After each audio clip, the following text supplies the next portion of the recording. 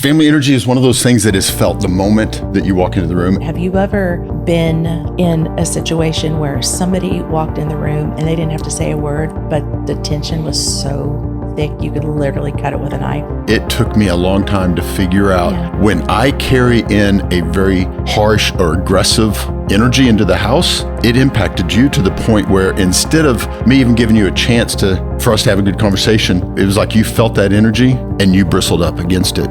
And it wasn't a you problem, it was what I was bringing into the house. I can fake it till I make it, only for a certain amount of time. You cannot address what you're not aware of. So if you're not even cognizant that your energy has impact in the room that you're walking into, you're going to be oblivious on how to impact it. So much science behind what we're going to be talking about today, but family energy, those were days where it took me a long time to figure out when I carry in a very harsh or aggressive energy into the house, it impacted you to the point where instead of me even giving you a chance for us to have a good conversation, it was like you felt that energy and you bristled up against it. And it wasn't a you problem, it was what I was bringing into the house. And I remember reading a story. This is a story from a really old book, John Trent and Gary Smalley. If y'all know anything in the faith-based circles from 30 years ago, those were really, really big names. They wrote a book called The Hidden Value of a Man. And in that book was a story that was called The Silver Sword and the Gold Sword. Do you remember that one? I do. It's actually in the legacy because it made such an impact on me that it taught me how to physically go through a transformation. It was like an intentional thing that when I would come home carrying the silver sword all day, and he explains that the silver sword is, it's surgical steel. It's sharpened to a razor's edge on both sides, and it's designed to be incredibly tough and resilient. And that's what I would carry into the house, that kind of brute force. And what I tell people now is like, what I found out is you had your own silver sword. And when I would carry mine in, start swinging away like I did at the offices, you would inevitably swing back because you're not because I'm a brute. You're not a weak Stepford wife, right? So what I learned, what this story talked about is when you get to the threshold of your house, whether it's the front door or the garage door. I remember coming into the garage door and I actually did everything they asked me to do in this book. I created a peg right there by the garage door, and I would pretend like I would take off the sheath that held the silver sword, and I would hang it up, and I would grab the gold sword, and I'd strap it on. And in that moment, there was a transformation mentally that I'm carrying in something of significantly higher value. This gold sword, if I swung it around, it's going to get damaged. It's such a soft metal that if I start swinging it, it's going to damage it and it's going to lessen the value of it. And so through that, it was like I was able to begin to transform the energy in the house before I ever got there. Before I ever walked through the door, I was beginning, and I didn't understand all that, and I didn't understand the math or the science behind it all. But it was crazy that when I would carry into the house a gold sword, guess what I found you carrying? A gold sword. A gold sword. Isn't that Even crazy? though I had no idea what was happening. I was just trying to survive, with mirroring, 3 babes. Mirroring neurons maybe, or the emotional contagion. But so that was what, 30 some years ago? Well, and I'm thinking, how are people going to equate, what does energy have to do with empty nesting? And who cares what kind of energy? Because I'm sure there's people out there that are thinking, well, my energy changes. Everybody changes from day to day. Sometimes I'm in a good mood. Sometimes I'm in a bad mood. Sometimes circumstances make me a little depressed. What does energy have to do? I don't see how this relates to family and... Do you have an idea? Well, I mean, it's obvious to me just because we've talked about it and, we've got 37 years of marriage that we can look back and I can see that, energy is very important. If I woke up every morning and my outlook on staying home with my kids was like, I drew the short straw. Why can't I be working and take my kids to date? That kind of energy, they're going to feel. Oh, absolutely. And they're going to feel less than or if I woke up and, we'd had a fight and I'm schlumping through the next 2 or 3 days, like you're going to feel that energy, Yeah, but a lot of times I know the type of energy and I know I've earned it because I've done something. The mornings that's hard is when you had a weird random dream of something that I did in the dream and then I'm in trouble and I have no idea what I did. Yeah, that's happened before. Yeah. They're real. Those dreams feel so real. Well, apparently. I mean, but that's the time you have to fall on your sword and just apologize for whatever you do in the dream, Oh my word. Anyway, I digress. So you guys were kind of, what I'm getting from what you guys are saying is like, you guys have gotten to a point where energy, if you guys didn't actually pay attention to it and learn how to regulate it, one of you guys would come home, have mismatched what we'll label as energy, and then that would kind of just ruin your guys' day. Like you guys had to learn how to fix energy and learn what it was. And kind of, you guys might have not articulated it that way 30 years ago, but you've had to work on that so that your marriage could be better, so that your relationship with your kids could be better, so that the energy, so to speak, of your house was better. So you guys actually could figure out what had to get better for things to be more fun and more enjoyable. So that way you guys were like, oh, this is what's happening. We can stop this. If it's negative or whatever, we can fix it and move forward. Yeah. Yeah. We're still working. We're still working out. Absolutely. Like, I don't think you get to the point where you're like, oh, we figured this out and here's the magic. And here's the perfect model. I mean, there's templates, there's frameworks that you can follow, which, I mean, that's a good segue into this. It's like, but first of all, one of the things I've always said too is you cannot address what you're not aware of. Yeah. So if you're not even cognizant that your energy has impact in the room that you're walking into, you're going to be oblivious on how to impact it.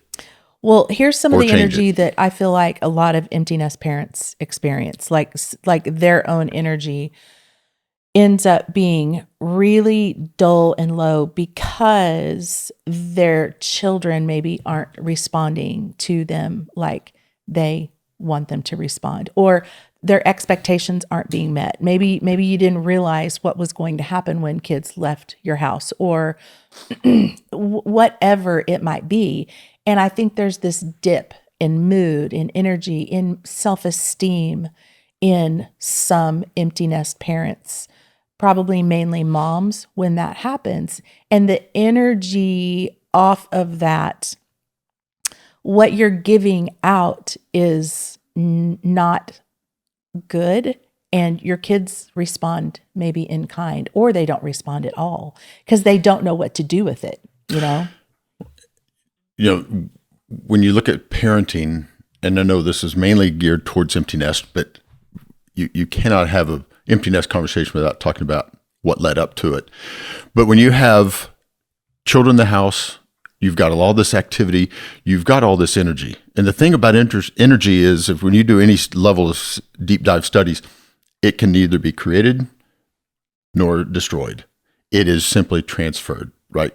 You take water and you heat it. The water doesn't disappear. It just transfers into a gas. It's still energy, right? So what happens when you've got all this energy, the energy of teenagers in the house now and their friends, what happens now when they're gone? There's still all this energy that's there. Where does it go? How is it directed? And a lot of times, what we've seen, and even studies, that energy ends up being directed at the spouse instead of directed with, two totally different frameworks. But if we've got all this energy and you and I aren't on the same page or in the same book, my energy towards you can become a little aggressive. And then it's going to be met with that level of aggression. And when people don't know what to do with that, usually they end up falling to addictive behaviors. Addictive meaning it could be sports, which is just as dangerous, or can be, as reels. Reels, really? I mean, it can be addictive, or TikTok, But here's the thing, when you're talking, I was thinking about, what about a mom who's used to, like, everything she's done is she's mothered these kids and she's made sure everybody's, out the door on time, and we've got homework, and we've got this, and you've got a project, and all of the myriad of things that you're dealing with. And then there's nowhere for her to put that mothering energy. Okay. And That's tries good. to mother a husband. That's actually tied to number one. Well, let's get into it. Number one, what you want to read it? Unresolved emotional ties. That's a big one. So this is one of those negative energies. It's, again, if we're not careful, these types of energies we're going to talk about, they can fly under the radar, and they can have a negative impact on the relationship, spousal, as well as with the adult children. So what would you do to describe what unresolved emotional ties actually means? Well, it's just what I just said. Like if I'm not overprotective, but if I'm I hate to even use the word neurotic, because I feel like I can be neurotic in some areas. How about a helicopter mom? Maybe a helicopter mom, yes. What does that mean? Like one that hovers over and makes sure that all of the T's are crossed and all of the I's are dotted, and we don't give our kids the opportunity to fail with natural consequences of, whatever. And if the child does something wrong at school, the helicopter mom doesn't really believe that because their child... Or we cover for the kid. Yeah. So that has to be transferred to somewhere. And then if I'm that helicopter mom, I'm going to move that onto helicoptering you and making sure. And you're not my mama. I ain't your mama. You are right. I am not your mama. Because if I was, that would be weird if we were married. So yeah, I love my mother-in-law. I didn't mean ooh. Well, I've got several jokes about where that can happen, and it's not in Tennessee. No. Okay.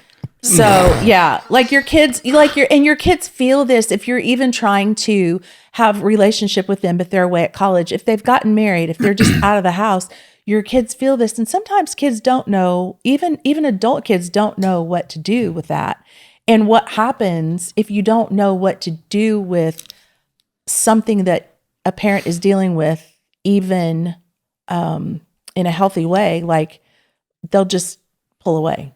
And I wonder if that happens. Like I know seasons in our lives where our kids kind of pulled away. We were dealing with different situations, with our younger boys, and our oldest son. Well, of course, he had gotten married too, but there were seasons where I could feel him pull away a little bit because we were involved in our own dealing with life, and he just let us deal with it. How would, if you could, in one sentence, how could you define unresolved emotional ties? What is, as succinctly as possible, what could that mean or look like? An unresolved emotional tie is like an apron string that probably needs to be cut. That's very good. But usually when I hear that, I think about the child needs to cut the apron string going up. But what I'm hearing is it's the parents need to cut that too. Okay.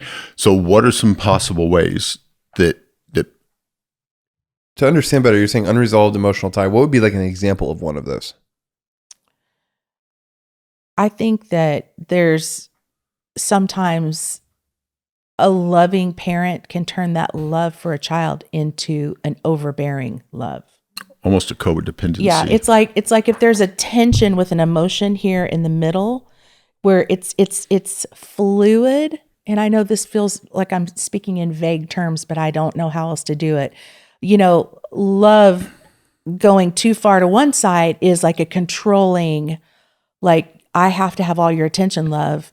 Over here on the other side, it's I'm just going to let you go because, it doesn't feel loving at all. It feels like really disattached, but there's a tension of what I think love needs to be in like a healthy, balanced love.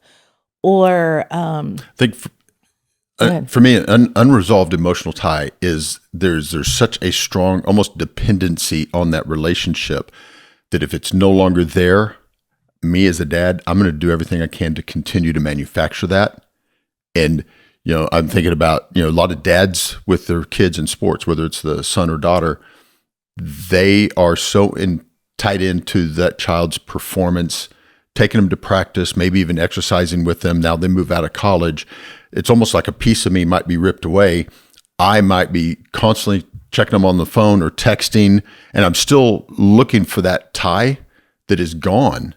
They've moved away. They're out of the house, but I haven't let that go. Mm-hmm. And it can absolutely derail my day, how I see myself as a dad, or even my identity as or even self-worth. So if does that answer your question as far as the emotional tie is pulled away, but I'm not letting go. Yeah, because if you don't deal with it, then your energy's all your energy's attached to someone else. Yeah. Which is actually a really terrifying place to be in terms of like control, if you will. Yeah.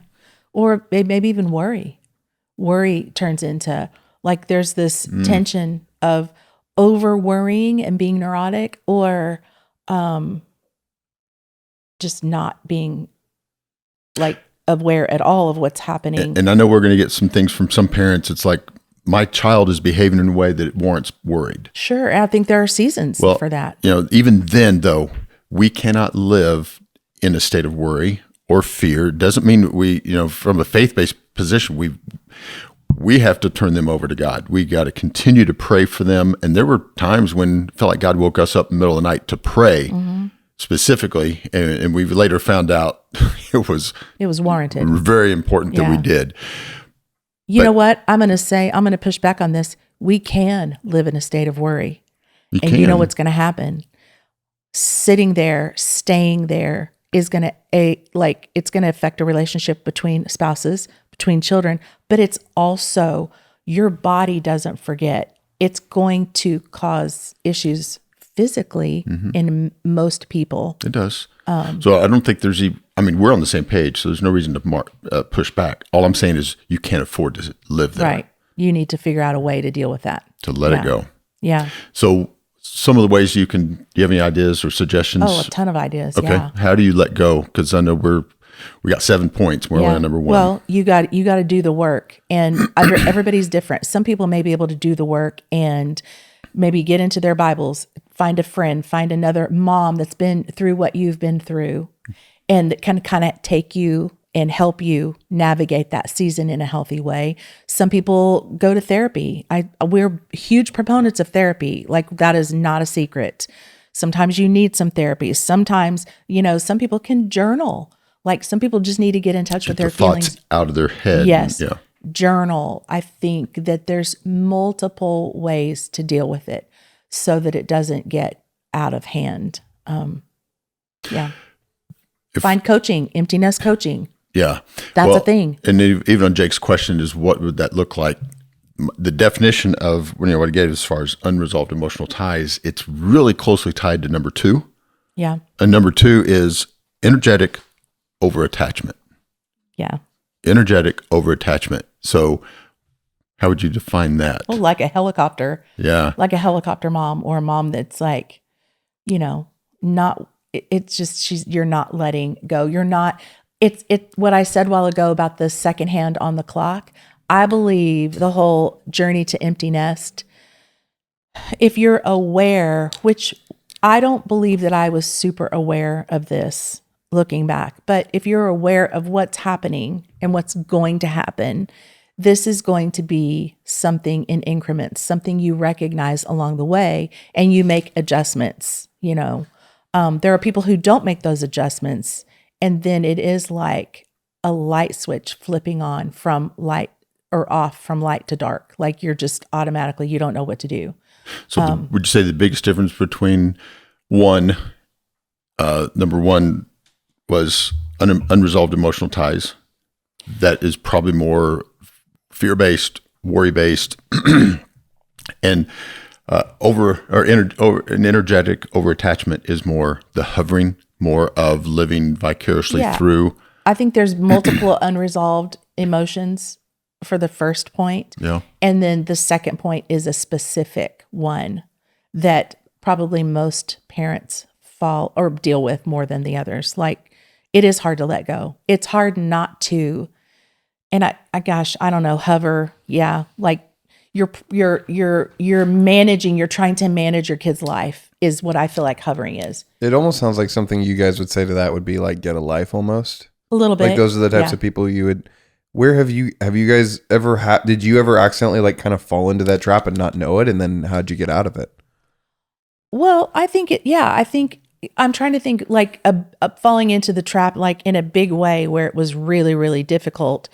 I find myself, it's easy as a mom to fall into the becoming not obsessive, but if I know one of my kids is dealing with something like it doesn't, in any one of them, it's easy for me to, I have to consciously not worry and pray and trust God with that. Like I have to give that over. I even mentioned not too long ago to a friend, it's like there's points in my life where because of my faith, I have to consciously beat a path back to the cross, sometimes hourly, and put that kid on that altar and, just tell Holy Spirit, I'm giving him to you.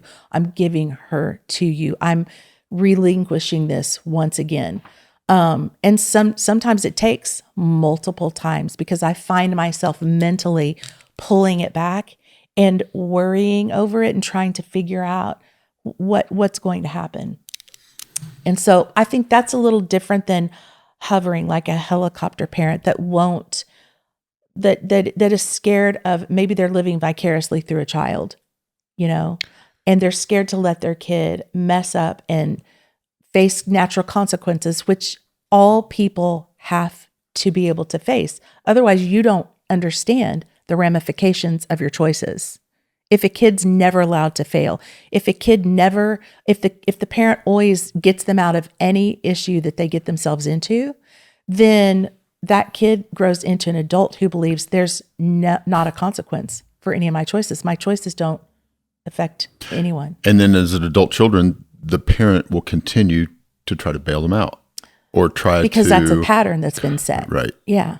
For sure. So what would be maybe a shift to help get us away from being that hovering, overly energetic? Well, I think as a parent, you've got to reclaim your individual. Like you got to figure out who you are. Like there were times when, for me, because I was a stay-at-home mom, and that was, I'm sure there were times I was helicopter-ish. I don't know. I don't think I was like a full-blown helicopter mom because my kids, they would let you face the consequences of their choices. But I had to figure out, who am I? Oh, aside from the kids, almost had to reinvent myself. I get it. That's identity is one of those things that it keeps coming up in so many different conversations, whether it's business or personal. One's identity is not in I'm so-and-so's parent. Right. Right. But in this event, what we're talking about is that is their identity. Their identity is solely tied up in what they have done for their kids for 18 to 20 years. That's a long time to be in a particular role. And we begin to wear this hat that says, this is what I do. Yeah. Couple of, as far as resources too, I know you're talking about grabbing your individuality. There are a couple of really good books. One of them is by a guy named Dale Mast called And David Perceived He Was King. I would recommend that for identity talks. Another one is by Jamie Winship, and it's called Living Fearless. And for you grammatic people out there, I know it should be Living Fearlessly, but it's not. The title is Living Fearless. Mm-hmm. Two really good books on identity. And so for any of the parents that are dealing with this type of thing, to identify who they are, get those resources. Yeah. And here's the reason in real life why it's important as a mom, as a dad, that your identity is in who you are and not just because you bore children or because you fathered a child.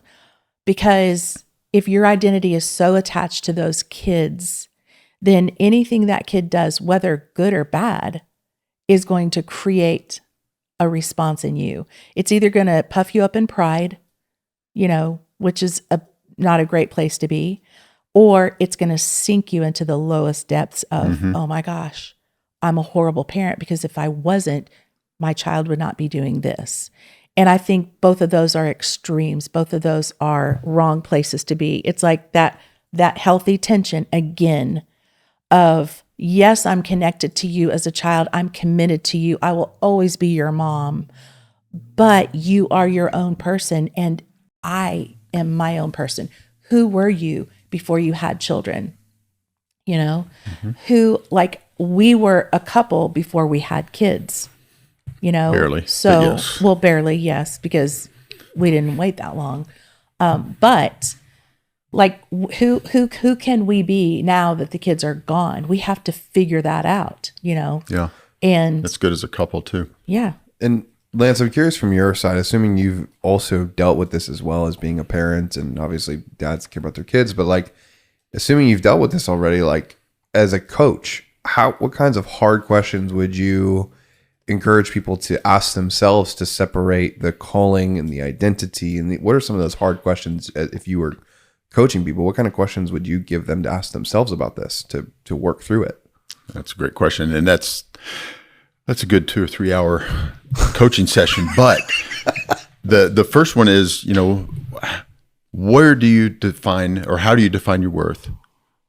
Who defines whether you are a good person, not a good person? And if it's in the business world, especially if someone is in sales or, measuring KPIs, KPA, all that, where do you have a performance identity? Because most men, women in business, they have this tendency to believe I'm only as good as my most recent performance.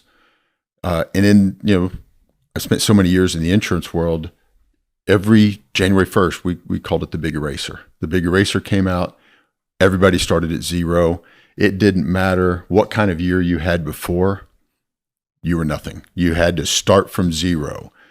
And when you are and especially as an athlete and you love to compete, you begin to wear that almost like a badge of honor. And you live from the perspective of, I had a great year last year. I'm nothing right now, but I have to get that back. And so everything that dads or moms, when they live in this world, they end up having a performance identity. So how do we deal with that? Because the honest truth about that is, if I had that tendency, which I did for many, many years, then I could also define my quality as a dad on how well have my boys performed. So when my boys messed up, I must have been a horrible dad. When my boys did well, I must have been a good dad. So I had to get away from any reference to a performance identity, whether it was business or work. Does that make sense? Mm-hmm. So we see it a lot in parents. They see themselves and their ability to be a good mom or good dad is, what are my kids doing? Or are my kids spending holidays with me? My kids, they must not want to spend time with me because they're not here. Like there's it shows up in all sorts of ways, Yeah. in the empty nest world, I think, It does. for sure. So that's really helpful. Yeah. Okay. Number 3. This is a big one. Unhealthy control patterns. And then we're talking about from a parent's energy perspective. This is a very negative energy. Unhealthy control patterns. What does that mean? Well, I feel like a lot of this could be summed up in, have you ever been in a situation where somebody walked in the room and they didn't have to say a word, but the tension was so thick you could literally cut it with a knife? Yep. So I think there are times that parents don't necessarily have to convey disappointment or their own displeasure at how situations have been handled, but you are in the room and your face, your energy, your body language says way more than your mouth could ever say. I think that's an unhealthy control pattern, because whether it's conscious or subconscious, you are controlling the situation through your unspoken words. Now, when I think about unhealthy control patterns, first of all, when we're in it, right smack dab in the middle of it, we don't realize it's an unhealthy control pattern. So this is just personal example or personal story on this is we had all 3 of the boys. I could pick on any one of the 3, but and I won't use any names. So one of the sons was making what I felt like was some really poor decisions, And in my heart, it was to help them. It came across as you're trying to fix me. Mm-hmm. So my unhealthy control pattern, it was, and this is wrong, so don't email me on this, but his behavior made me look bad as a dad. Yeah. So I was making that child's behavior my issue. Yeah. And it was one of the many times God was like, this is not about you, right? But I was making their behavior about me. And an unhealthy control pattern is every time I saw him, I would quote scripture, not necessarily to him. I was quoting it at him. Mm-hmm. Or I would give, this study says this isn't healthy. I was coming across from a perspective, I really want to help. Mr. Fix-It. I was Mr. Fix-It. Yeah. And all I was doing was making it worse because Yeah. when you are, well, Jim Burns, I love the way he says it. He said, when you give unsolicited advice to your child, mm-hmm. it comes across as criticism. Mm-hmm. Yeah. I mean, that's a powerful statement. Yeah. And so the unhealthy control patterns, honestly, from when I was at that phase, I did not see it as an unhealthy control pattern. I saw it as trying to help them fix something. Yeah. Many years removed, I look at that and I'm like, good, what was I thinking? And that's what led into, I feel like the other thing we've talked about before is God said is, you have no relationship, you will have no influence. Mm-hmm. So there were some things that I had to come to grips with, and I had to take some swats before I recognized, oh, maybe this isn't the best way to help them. Yeah. And regardless of what your kids do, I think the shift in this is you got to recognize this in yourself and work on accepting things the way they are. That doesn't mean you approve. It doesn't mean you disapprove. It means you accept certain things because it's not your place to change them or fix them. Yeah. And in doing so, I think you realize this is their path, and I'm going to give them the respect to walk their path. I'm still going to be here, but I got to walk my own path. My kids get to walk their own path. And our job is to journey. That's the whole reason we're doing this podcast, is to journey with other empty nest parents. We may not know people.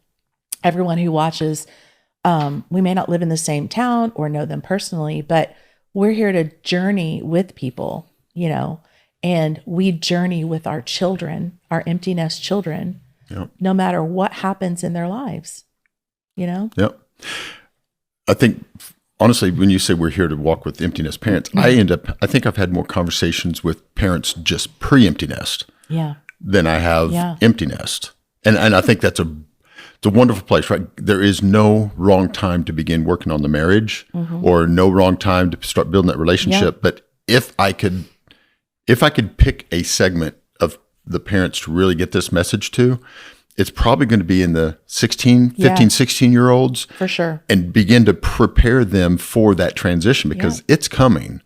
And it's how do you handle that? And so, all right, unhealthy control patterns. I think the number one thing I'd get on that is to recognize that unsolicited advice is going to be seen as criticism. That's how I would sum that one up.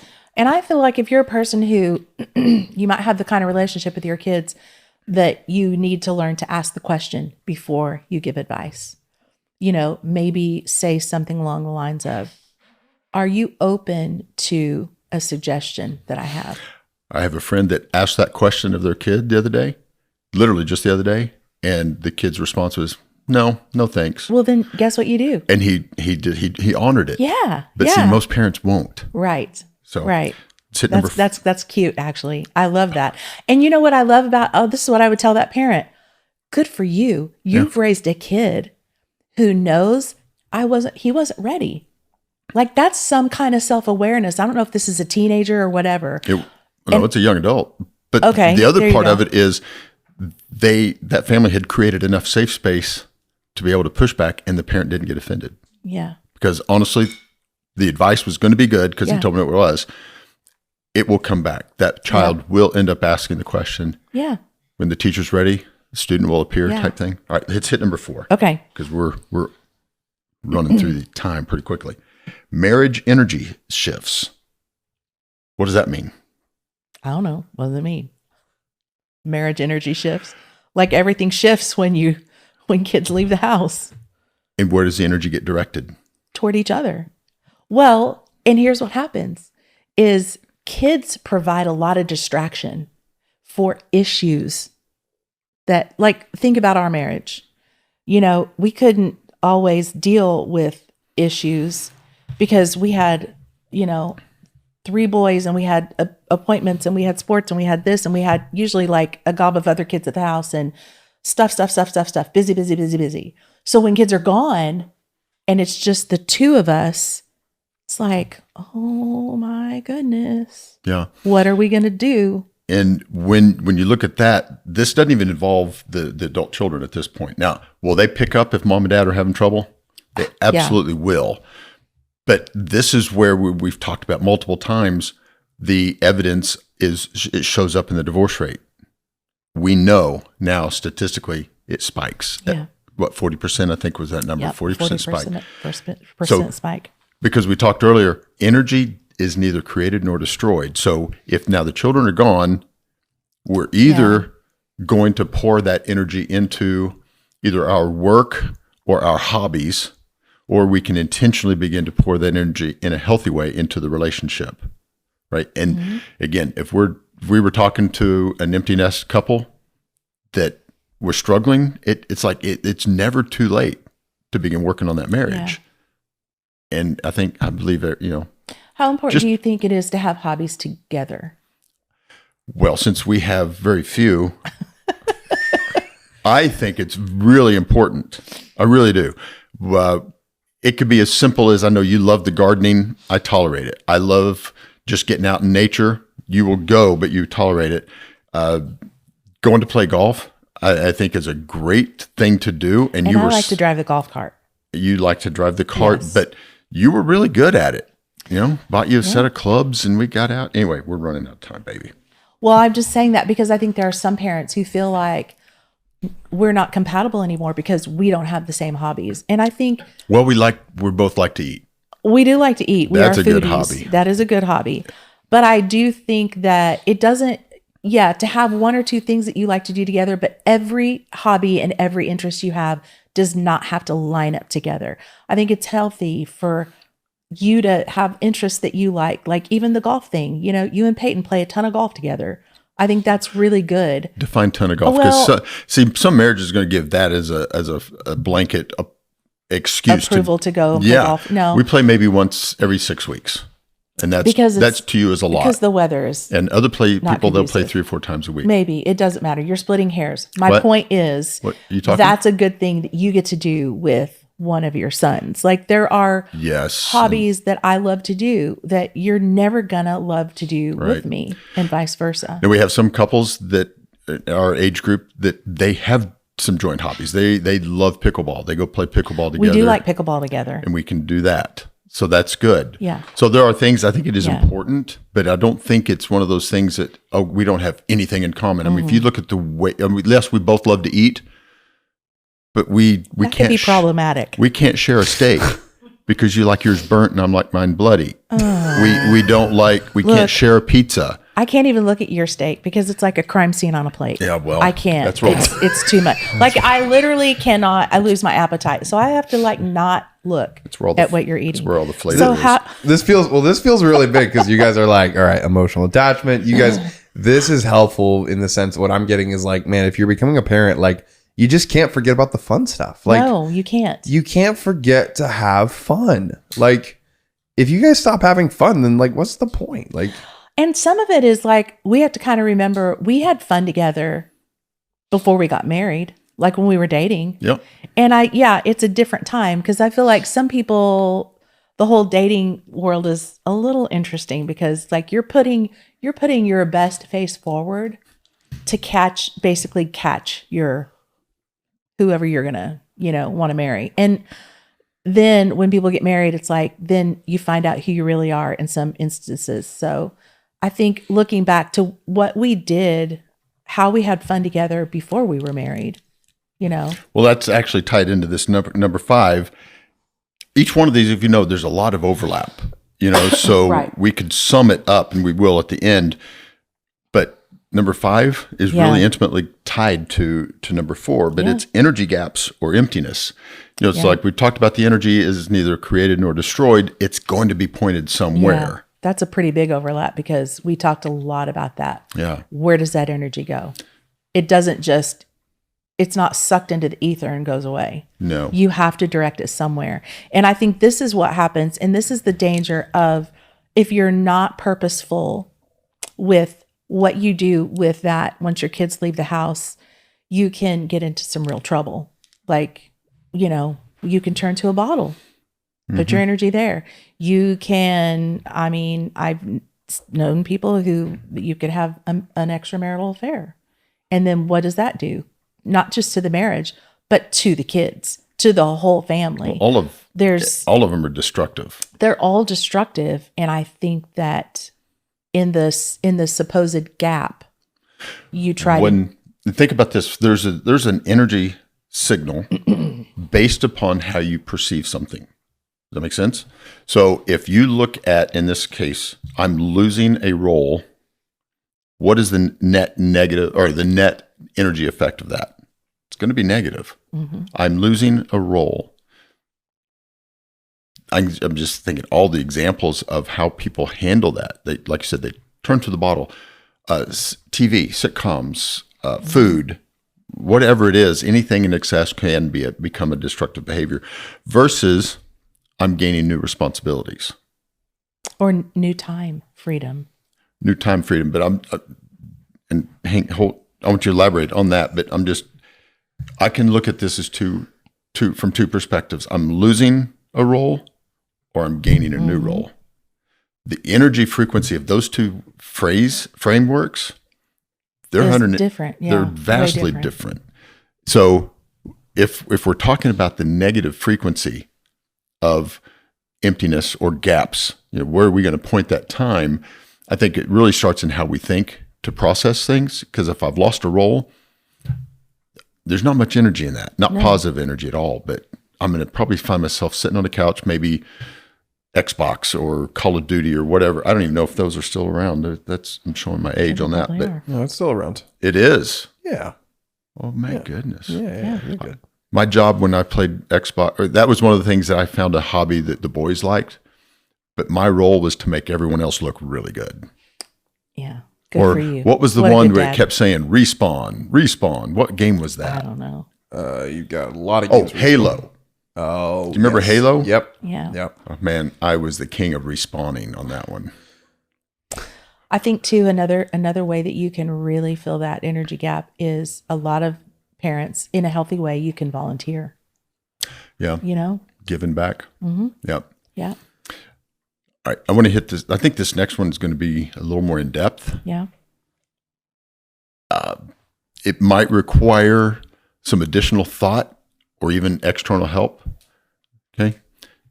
Think about it. I'm going to give you the topic number 6, emotional residue.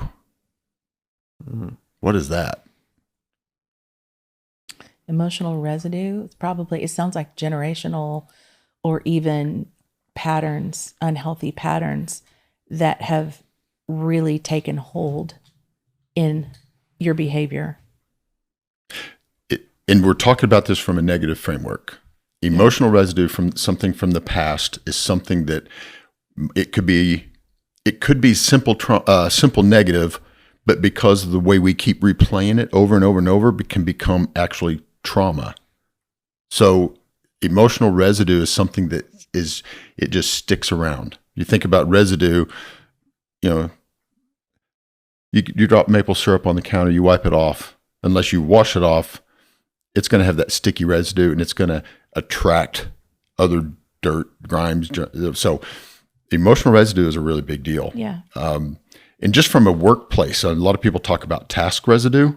Yeah. It's like if you open up an email and you look at it and you decide not to respond to it and you go back to your work, that still has a residue. And the study that Harvard Business Review did recently, or 10 years ago, that task residue sticks with you for at least 20 minutes.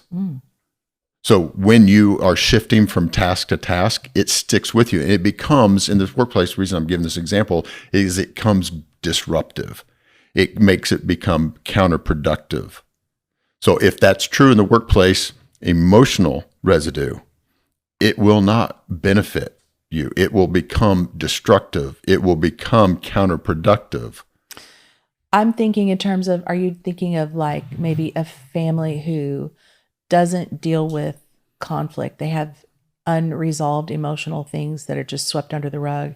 And pretty soon that turns into an emotional residue that colors everything moving forward about. It could, but I mean, to make it more personal, if I'm not careful, I could replay in my head something you said 25, 30, 35 years ago. If I keep dwelling on that, it will shift how I perceive even a simple answer today. If we return the tables, I mean, there were some things I know I said that were stupid early on. I know that surprises you. Not at all. Not at all. No.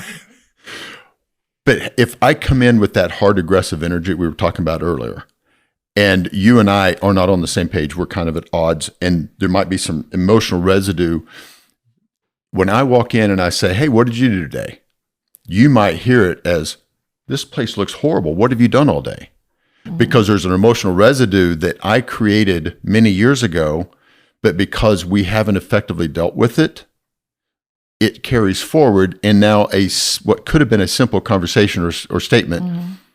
has become an opportunity, a playground for another argument. Mm-hmm. And I'm left wondering what the heck's going on, and you're dealing with the emotional residue. That make sense? How does one deal with that and get past that? Well, first of all, I think there's got to be an awareness for it. If you can't address what you're not aware of.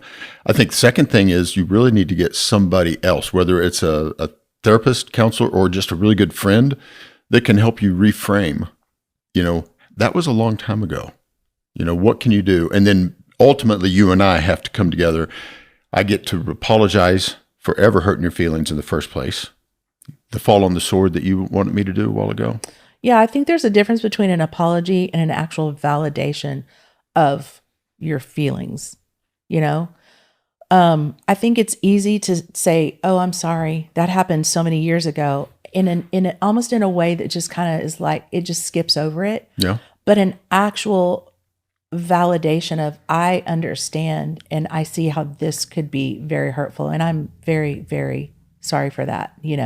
There's such a gamut. I think that's part of a healing process that takes place, and then reframing and learning to respond in a different way, because if you think about it, we've been married long enough. Clearly, I mean, I know you're not, going to do something on purpose to hurt me.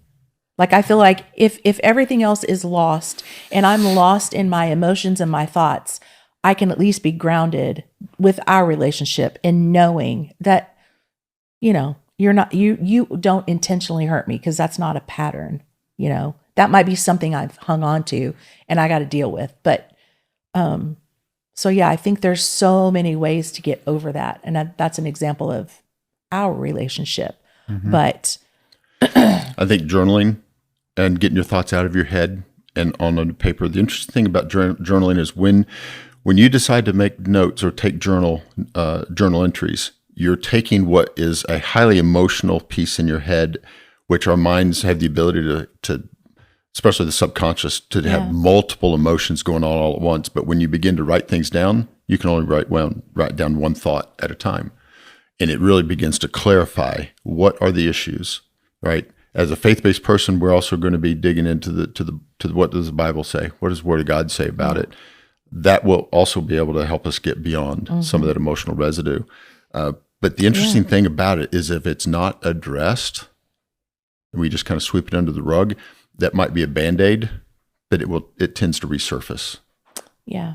And that's the dangerous part. And I think moving forward, setting new patterns takes time, because the first couple of times that you catch yourself responding the way you've always responded, I think, like I'm thinking in terms of our relationship, we would have to stop and recognize and maybe reframe that takes more time than like I'm thinking of building new neural pathways in your head, because we respond out of ways that are over here on this side, like normal. And it might be a bad neural pathway, but it's a neural pathway. To build the new ones takes time until it sets, and then it becomes just like second nature. Yeah. I can respond in a healthy way. But at first, it's going to take time. It's going to take us working together to kind of get over that hump of, oh, this is unfamiliar territory. This feels weird to me because I'm used to doing this, and now I'm forcing myself to do this, Yep. So. Very good. Ready to hit the last one? I am. Tired of this. Number 7. Number 7. 7. Your own energy mirror. Ooh. What does that mean? I don't know. Tell me what it means. Well, there's something called neuron mirroring. Yeah. And we talked about this, didn't we? Well, I think you and I talked about it off camera, but neurons will tend to mirror what they sense or what they feel. And this is, I know we're in the context of marriage and family, but there is a study that was done, the psychology class. You remember that one I was telling you about? Mm-hmm. So they have a strong personality, an extrovert, very charismatic personality. And then they had this other person was 180 degrees from them. They were very quiet, introvert, shy. So you have this high energy and you have a low energy. They did this study. It was so cool because they had the low energy person walk into this classroom. And if you think about it from like a college level course, it was a lecture hall where it was a slanted seating, like 300 students. And the doorway to the room was right in the middle. So when you walk into the door, you could either walk down the steps to sit towards the front, or up the steps to sit in the back. So they had this person, low energy, the shy one. We'll just call it the shy. The shy person walk in. They were instructed to open the door at a certain pace, walk in at a certain pace, let the door close slowly behind them, and then they walked up the stairs and sat down. When they did that person, there was roughly 12% of this large lecture hall that when the door opened and they stepped in, that turned and looked. The next week, they had this high energy person walk into the classroom. They were instructed to open the door at the same pace, step in slowly, let the door close. Everything about it was as near identical as possible. But over 80% of the room in that person's case turned to look and see who came in the door. Mm. The only difference that they could really measure was the energy level of the person that walked into the room. One of them caught the attention of the majority. The other person didn't catch it at all. Well, 12%. Wow. So energy has a sequence of events. It has a marker that is going to be attractive or it's going to be repelling. And when we talk about your own energy mirror, it's like, what happens when you look in the mirror? What do you see? This is also, what was the other one? It was, I was going to read, there was a heart study. Remember me telling you that? Oh, yeah. That your heart radiates like an electromagnetic field. Electromagnetic field. Mm-hmm. So your heart, it has its own energy, and it's powerful that even scientific equipment can pick up the frequency of the heart's energy up to 3 feet away, a 3-foot diameter. That's what electrical equipment can register. But when you walk into a room, it expands way beyond that. Mm-hmm. That's why you're drawn to certain friends. Yeah. Because there's a similar frequency, So I'm honestly really curious. What do you guys have to say in terms of families? Like, I think some people are, it's like, I could imagine, we don't have kids yet, but I could imagine if I come home and my energy is a specific way, my kids are going to respond a certain way. And then I'm going to blame them for not talking to me because of how I'm showing up. Like, what do you guys see in terms of how this relates to families? Like, I don't know. I'll let you guys take that, but you guys kind of see where I'm going.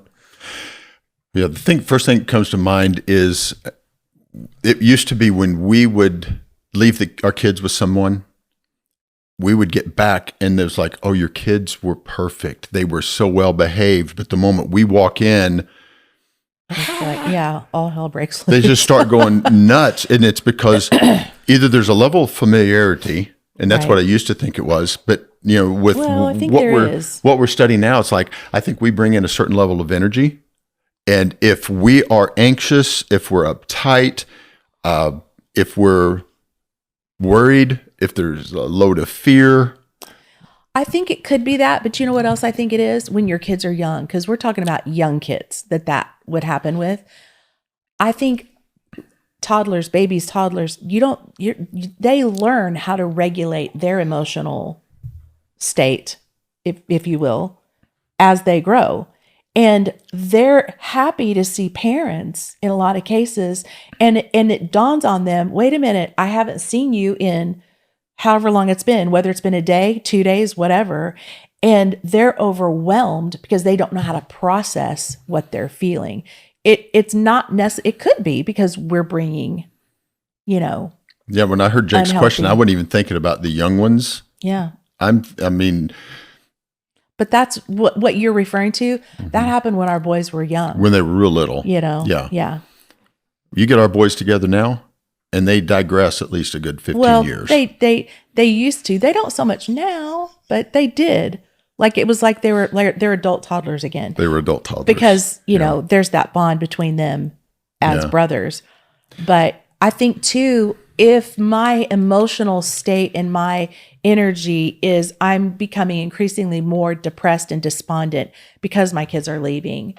Well, my kids are going to feel that. Even though they're not babies, they're going to feel that. And we talked about this earlier. They don't know what to do with it, maybe. Or they, when you're going off to college and you're excited and you're starting a new chapter of your life, the last thing that, your kids want probably to deal with, I would suppose, would be my depressed mom. Like they don't have time for that. So I think they got to work extra hard to not mirror that, So I think there's to finish this one out. There's a level of intentionality that when we're aware of what our energy signal is, this is why we have to be able to look in the mirror and ask ourselves that question: where is my energy? Our kids, our adult children, they're going to be drawn or repelled to that energy, no matter how much they love us, no matter how much they respect us.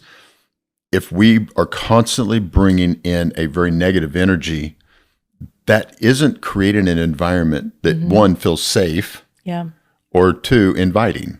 Yeah. So, and this isn't a blanket statement for every scenario, but it's like, I can only address my own energy. I can influence yours, but I can't fix yours or dictate yours, but I can do mine. Yeah. And here's another thing that just hit my mind. I can fake it till I make it, only for a certain amount of time. True. If I put out this fake, no, I'm really happy when everything around me is falling apart. Like that's only going to hold for so long. Cause I think your energy is a mixture of your mood, your health, some, like that, there's so many things that I guess is in the big mixing bowl that produces energy. And it's not just a pull myself up by the bootstraps until I get better kind of thing. There's work to be done. And I think it's hard. It's like going to the gym. Most people force themselves to go to the gym.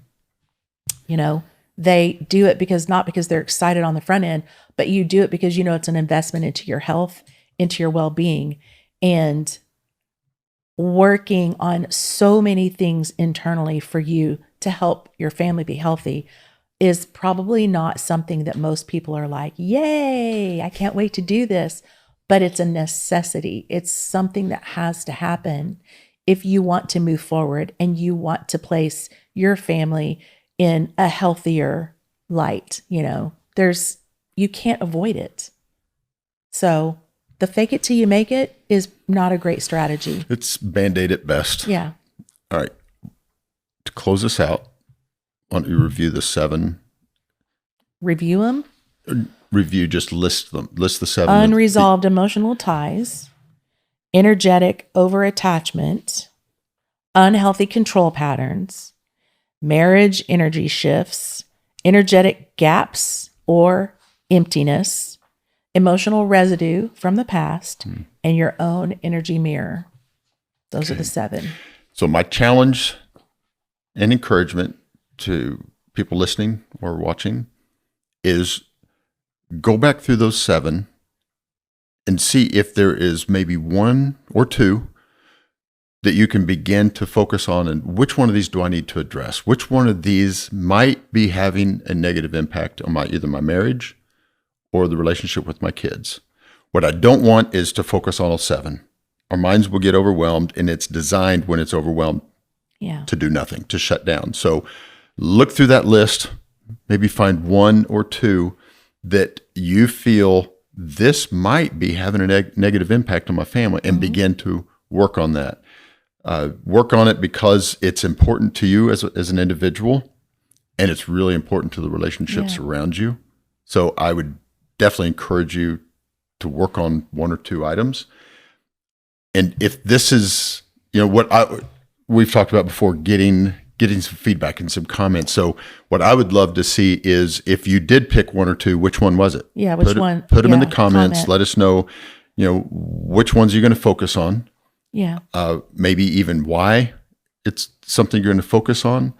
And then I would love to also be able to come back later and, what did you do with it? What made it better?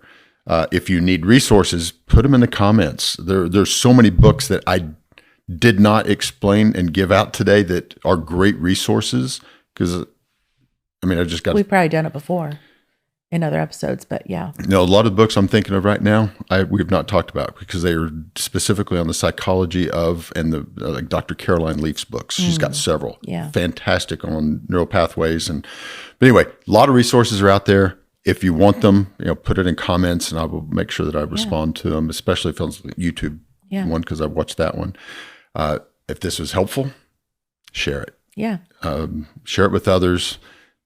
There's no shortage of opportunities, but there's no shortage of threats. We just want to be a resource and help impact families.